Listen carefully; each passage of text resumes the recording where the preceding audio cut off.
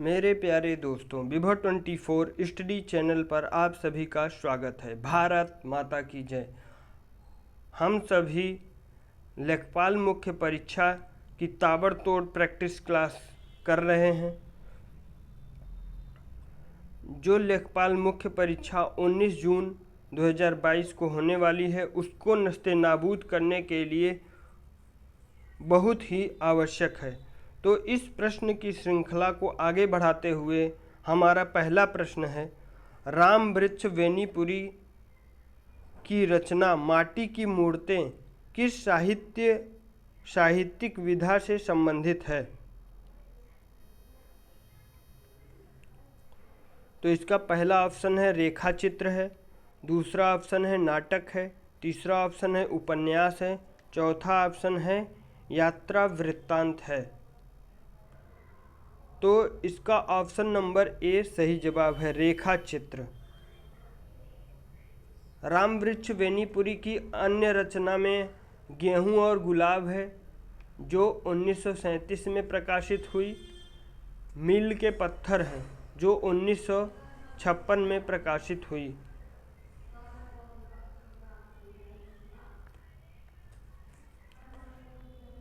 और कुछ रेखा चित्र और हैं जिसको हम देख लेते हैं। जैसे पद्म सिंह शर्मा की है पद्म पराग, 1929 ईस्वी में प्रकाशित हुई। श्री राम शर्मा की है बोलती प्रतिमा, 1937 ईस्वी में प्रकाशित हुई। प्रकाश चंद्र गुप्त की है शब्द चित्र एवं रेखा चित्र, जो 1940 में प्रकाशित हुई। और पुरानी स्मृतियाँ और नए स्केच 1947 में प्रकाशित हुई। महादेवी वर्मा का रेखा चित्र है अतीत के चलचित्र, जो 1941 में प्रकाशित हुई। स्मृति की रेखाएं, जो 1947 ईस्वी में प्रकाशित हुई। भदंत आनंद कौशल्यायन, इनका रेखा चित्र है जो न भूल सका। इसका प्रकाशन 1945 ईस्वी में हुआ। राम वृक्ष वेनीपुरी की रेखा चित्र है माटी की मूर्तें, जो 1946 ईस्वी में प्रकाशित हुई। और गेहूं और गुलाब 1950 ईस्वी में प्रकाशित हुई।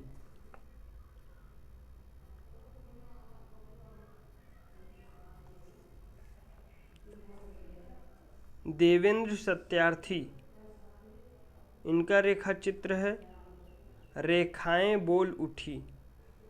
सत्यवती मलिक की रेखा चित्र है अटिक रेखाएं। सत्यवती मलिक का रेखा चित्र है अमिट रेखाएं। बनारसी दास चतुर्वेदी का रेखा चित्र। विनय मोहन शर्मा का रेखा चित्र रेखा और रंग। उपेंद्र नाथ अश्व का रेखा चित्र रेखाएं और चित्र हैं। सेठ गोविंद दास का रेखा चित्र स्मृति कण है। प्रेम नारायण दंडन का रेखा चित्र है। जगदीश चंद्र माथुर का रेखा चित्र 10 तस्वीरें हैं। रामनाथ सुमन का रेखा चित्र बाबू राम विष्णु पराणकर हैं। शिवपूजन सहाय का रेखा चित्र वे दिन वे लोग है। विष्णु प्रभाकर का रेखा चित्र कुछ शब्द कुछ रेखाएं हैं। महावीर त्यागी का रेखा चित्र मेरी कौन सुनेगा। कृष्णा सोबती का रेखा चित्र हम हसमत। भीमसेन त्यागी का रेखा चित्र आदमी से आदमी तक। रामविलास शर्मा का रेखा चित्र विराम चिन्ह है।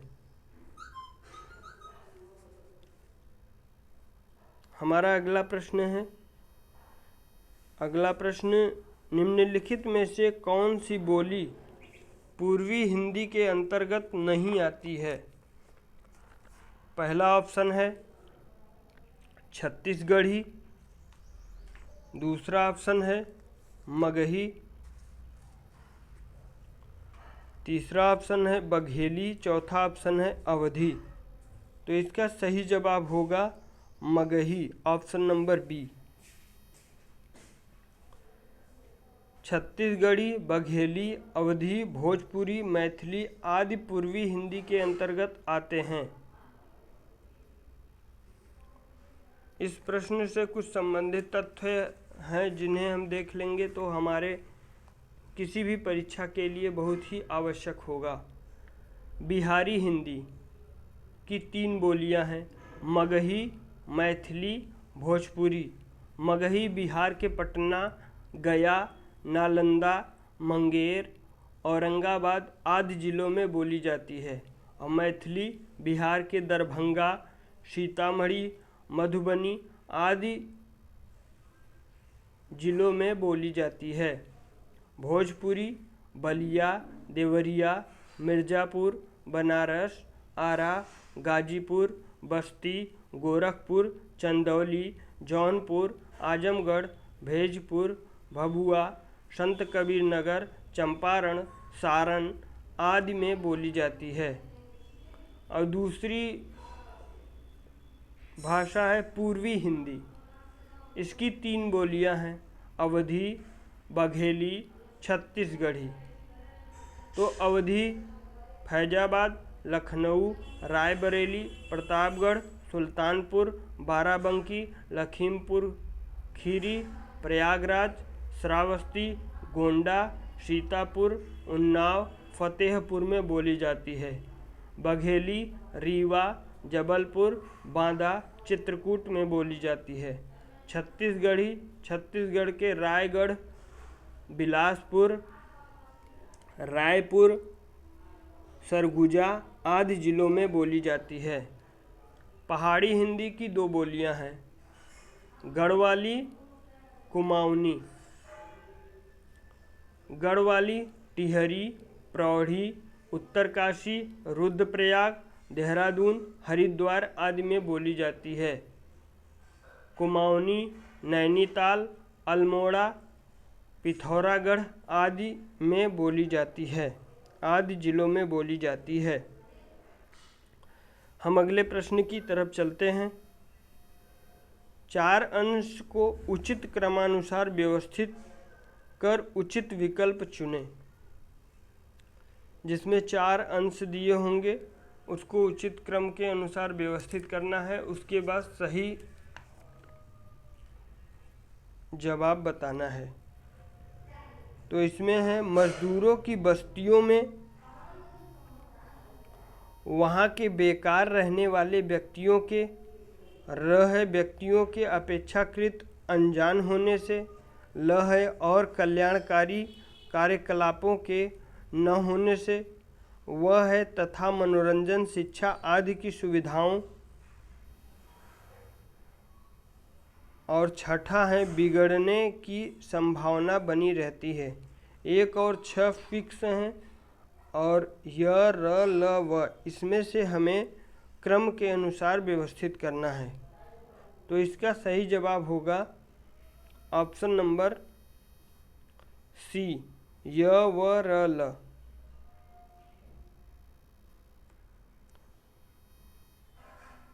तो इसके अनुसार हम पहले मजदूरों की बस्तियों में, फिर र को लेंगे, व्यक्तियों के अपेक्षाकृत अनजान होने से, फिर व को लेंगे तथा मनोरंजन, शिक्षा आदि की सुविधाओं, फिर हम ल को लेंगे और कल्याणकारी कार्यकलापों, उसके बाद वहाँ के बेकार रहने वाले य को लेंगे, जिससे हमारा ऑप्शन नंबर सी सही होगा। हमारा अगला प्रश्न है वही, इसमें भी है 4 अंश दिए गए हैं जिसको सही क्रम में लगाना है। तो अपने शुद्ध पाठकों के लिए हम आज से यह में दिया है ताकि इसकी ऐतिहासिक गरिमा अछूट रहे। और र में दिया है चंद्रकांता उपन्यास का अविकल रूप प्रस्तुत कर रहे हैं। ल में दिया है किसी फिल्मी अनुवाद का परिवर्तित होकर नहीं। और व में दिया है और नई पीढ़ी तक यह अपने मूल रूप में जाए। और फिक्स वाला है, छठा फिक्स है, पहला और छठा फिक्स है और बीच में य र ल व को चेंज करना है। तो इसके अनुसार हमारा पहले स्थान पर आएगा र, चंद्रकांता उपन्यास का अविकल रूप प्रस्तुत कर रहे हैं। और दूसरे स्थान पे आएगा ताकि इसकी ऐतिहासिक गरिमा अछूड़ रहे। तीसरे ऑप्शन पे आएगा ल, किसी फिल्मी अनुवाद का परिवर्तित होकर नहीं। चौथे ऑप्शन पे आएगा तीसरे ऑप्शन पे आएगा और नई पीढ़ी तक यह अपने मूल रूप में जाए। और चौथे ऑप्शन पे आएगा किसी फिल्मी अनुवाद का परिवर्तित होकर नहीं। तो इस अनुसार हमारा ऑप्शन नंबर पहले र आया था, उसके बाद य आया था, तो र य, उसके बाद फिर व आया था, फिर ल आया था। तो इस अनुसार हमारा सी ऑप्शन सही हो जाएगा। हमारा अगला प्रश्न है, इसमें भी वही सही क्रम व्यवस्थित करना है। दूरदर्शन पर प्रदर्शित होकर धारावाहिक, यह फिक्स है। और यह ऑप्शन में दिया है लोग इनकी पहले से प्रतीक्षा करते रहते हैं। र है इतने लोकप्रिय रहे हैं कि, और ल और इन्हें देखने के लिए। व में है पहले रामायण और अब महाभारत। और फिर छठा है जो फिक्स है, अपने सारे कामकाज छोड़ देते हैं। तो इसमें पहले स्थान पे आएगा पहले रामायण और अब महाभारत, पहले स्थान पर व आएगा। और दूसरे स्थान पर आएगा र, इतने लोकप्रिय रहे हैं कि। फिर तीसरे स्थान पर आएगा लोग इनकी पहले से प्रतीक्षा करते रहे हैं। फिर अगले स्थान पर आएगा और इन्हें देखने के लिए ल। तो इस तरह हमारा सही ऑप्शन हो जाएगा व, र, य, ल, ऑप्शन नंबर डी। अगला प्रश्न है हमारा, थॉमस रो मुगल सम्राट जहांगीर से किस जिले में मिला था? पहला ऑप्शन है आगरा, दूसरा ऑप्शन इलाहाबाद, तीसरा ऑप्शन झांसी, चौथा ऑप्शन अजमेर। तो इसका सही जवाब होगा अजमेर, ऑप्शन नंबर डी। इसका निर्माण अकबर ने 1570 ईस्वी में थॉमस रो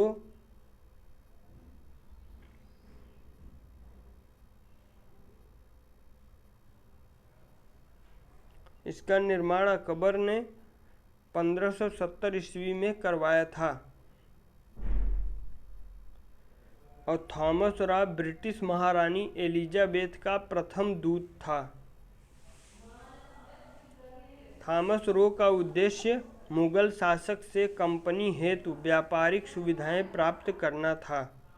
हमारा अगला प्रश्न है, किस देश में यूरेनियम का सर्वाधिक भंडार है? पहला ऑप्शन कनाडा में है, दूसरा ऑप्शन रूस में है, तीसरा ऑप्शन अमेरिका में है, चौथा ऑप्शन ऑस्ट्रेलिया में है, तो इसका सही जवाब होगा ऑस्ट्रेलिया में है।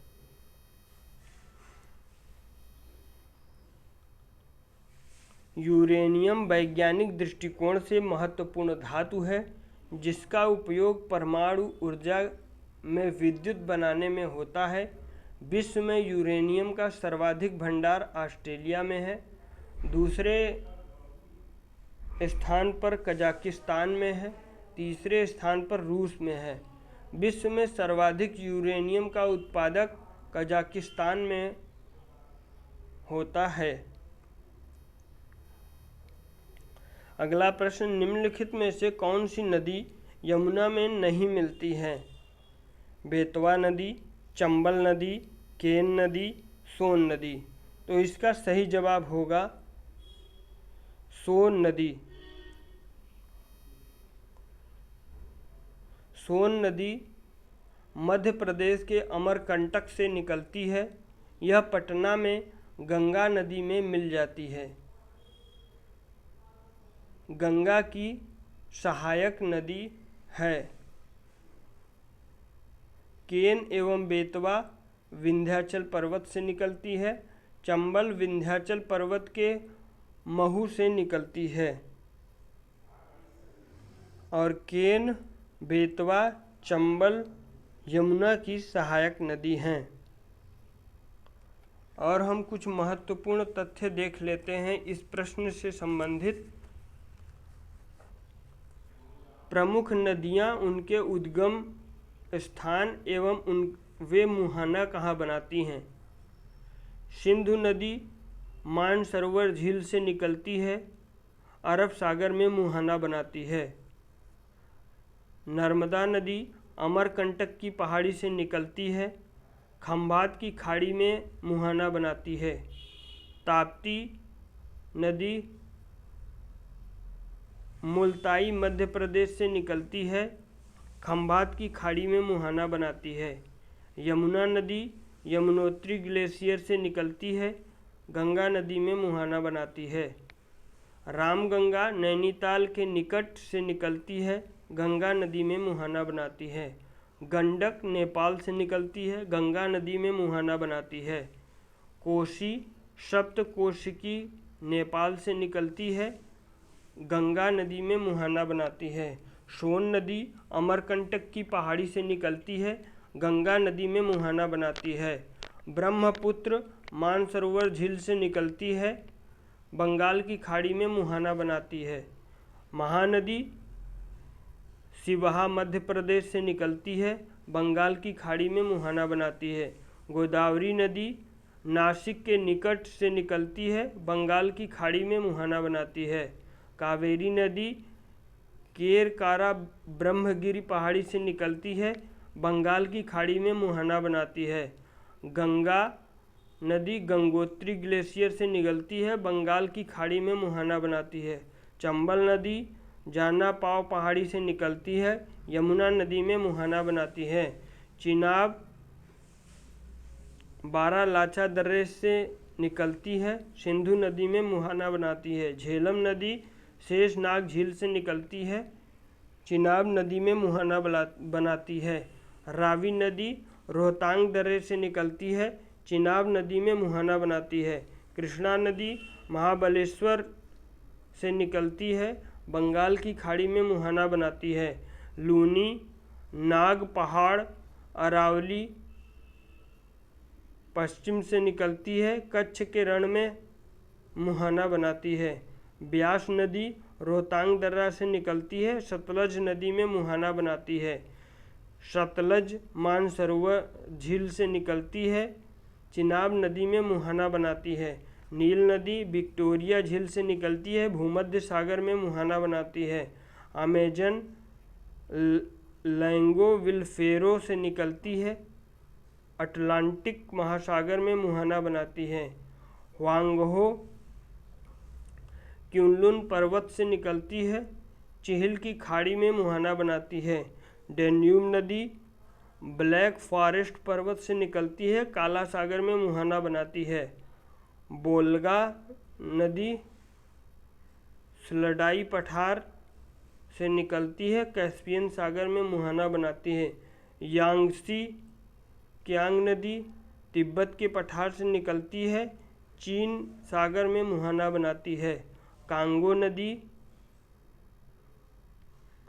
लुआलया से निकलती है, अटलांटिक महासागर में मुहाना बनाती है।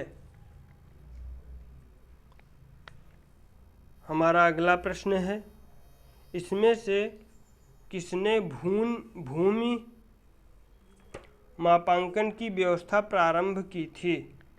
पहला ऑप्शन बहादुर शाह ने, दूसरा ऑप्शन शेरशाह ने, चौथा ऑप्शन शाहजहां ने, तीसरा ऑप्शन शाहजहां ने, चौथा ऑप्शन अकबर ने। तो इसका सही जवाब होगा शेरशाह ने। ऑप्शन नंबर 20 सही जवाब है। शेरशाह के बचपन का नाम फरीद खां था। भारत में द्वितीय अफगान राज्य का संस्थापक था। शेरशाह सूरी भूमि माप हेतु गज ए सिकंदरी नामक व्यवस्था की शुरुआत की थी। भूमि मापने के लिए शेरशाह के काल में सन की डंडी प्रयोग किया जाता था। गज ए सिकंदरी 39 अंगुल का होता था। अगला प्रश्न है हमारा, शहद का प्रमुख घटक है गैलेक्टोज, सुक्रोज, माल्टोज, फ्रक्टोज। तो इसका सही ऑप्शन होगा ऑप्शन नंबर डी फ्रक्टोज। यह प्राकृतिक उत्पाद है। पर्याप्त मात्रा में शहद में एंटीऑक्सीडेंट पाया जाता है। हमारा अगला प्रश्न है,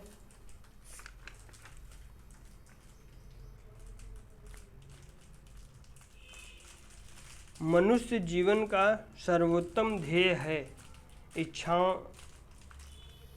पहला ऑप्शन है दूसरों को शिक्षा देना, दूसरा ऑप्शन है दूसरों का अनुसरण करना, तीसरा ऑप्शन है दूसरों की सेवा करना, चौथा ऑप्शन है इच्छाओं पर विजय प्राप्त करना।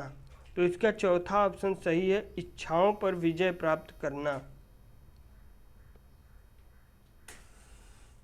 कैवल्य को बौद्ध धर्म में मोक्ष कहा जाता है।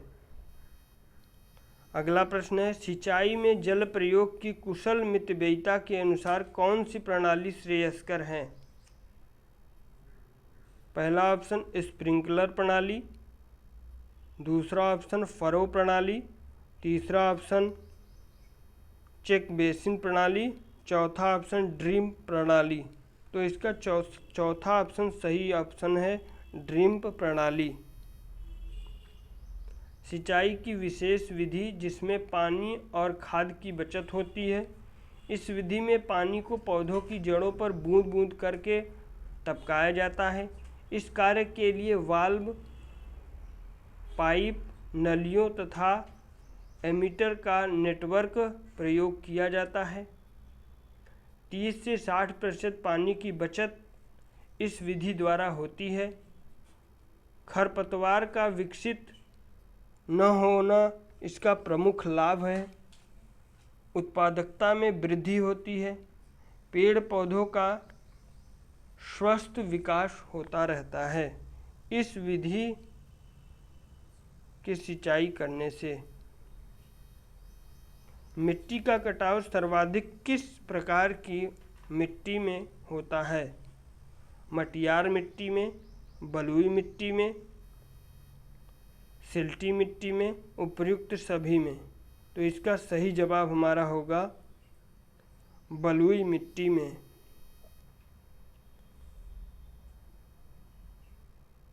इस मिट्टी में बालू की मात्रा अधिक, जिसके बीच वायु मात्रा में रहती है, जिसके बीच वायु कम मात्रा में रहती है। मिट्टी जल बहुत तेजी से सोखती है, किंतु जल तीव्रता के साथ रिस कर नीचे चला जाता है। बलुई मिट्टी में लगभग 70 से 80% का रेत और लगभग 10% एल्यूमीनियम सिलिकेट केवरा होते हैं। मेरे प्यारे दोस्तों, विभव 24 स्टडी चैनल को सब्सक्राइब करें, वीडियो को ज़्यादा से ज़्यादा शेयर करें, लाइक करें, और आपका कुछ सुझाव हो तो वीडियो के कमेंट बॉक्स में ज़रूर बताएं। और वीडियो में कुछ सुधार चाहते हैं तो उस लिए भी अपना सुझाव वीडियो के कमेंट बॉक्स में ज़रूर बताएं। आप सभी स्वस्थ रहें, व्यस्त रहें, मस्त रहें मेरे प्यारे दोस्तों। बहुत बहुत धन्यवाद।